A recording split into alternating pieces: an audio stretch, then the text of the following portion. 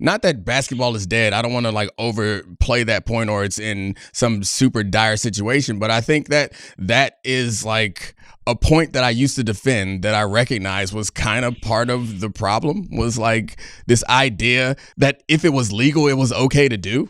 I don't know, like that to me feels like a core issue with a lot of what's wrong with the NBA today. Is like we've gone into like an optimization culture that removes the guardrails that shame used to provide. So like and you're talking about going to teams, load management, tanking. I'm talking, yeah, like free agency, all of these things where there used to be like even if there wasn't a rule against it, it was sort of like an unspoken agreement. Like this is how for this professional sport.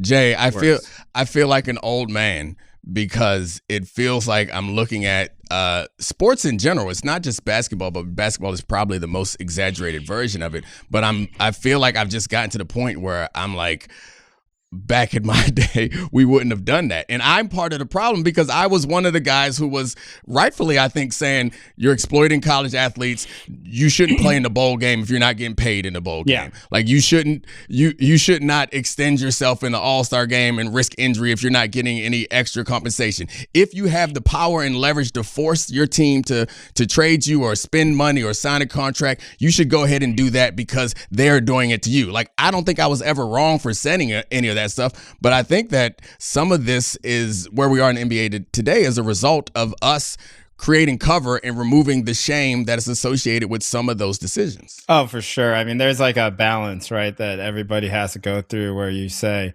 okay, I agree with these things in principle, but am I really going to pretend that I enjoy watching the product on the field or on the court?